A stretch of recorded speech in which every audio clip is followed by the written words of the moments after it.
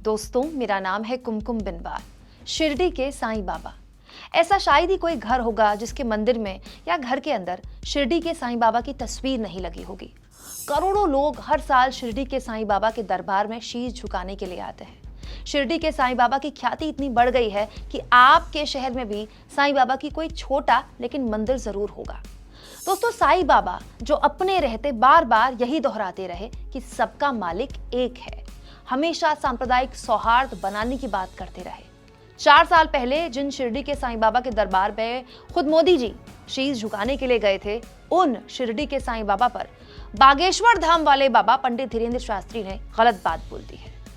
पंडित धीरेन्द्र शास्त्री ने शिरडी के साईं बाबा को न केवल भगवान मानने से इनकार किया है, बल्कि यहां तक कह दिया कि गीदड़ की खाल पहनने से कोई शेर नहीं बनता। यानी पंडित धीरेन्द्र शास्त्री साईं बाबा को गीदड़ कह रहे हैं।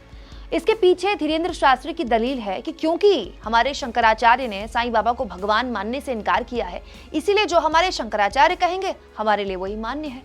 अजीब बात यह है दोस्तों कि साईं बाबा को गीदड़ बोलने के लिए शंकराचार्य की बात की दलील देते हुए पंडित धीरेन्द्र शास्त्री ने बात तो बोल दी, कह तो दिया कि वो गीदड़ हैं, लेकिन ये नहीं सुना कि शंकराचार्य ने खुद धीरेन्द्र शास्त्री के लिए क्या कहा था।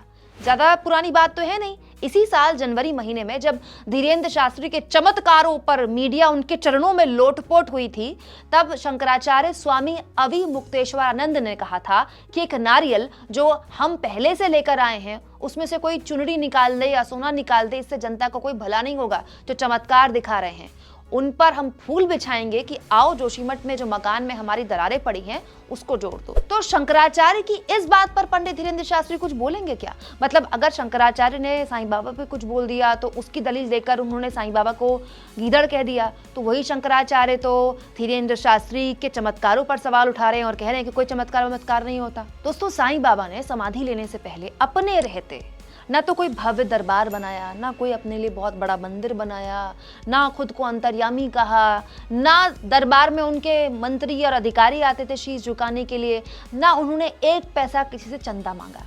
साईं बाबा तो हमेशा टूटी मस्जिद में रहते थे, जमीन में सोते थे, सर में तकिए की जगह ईंट का इस्तेमाल करते थे, अपना खाना भी वो खुद ही अपनी कढ़ाई में बनाते थे। साईं बाबा की जितनी पुरानी तस्वीरें आपको दिखी होंगी उसमें साईं बाबा सर पर कपड़ा बांधे बिल्कुल ऐसे सादे कपड़ों में दिखाई देंगे। कई बार तो कपड़े भी पुराने पहनते थे।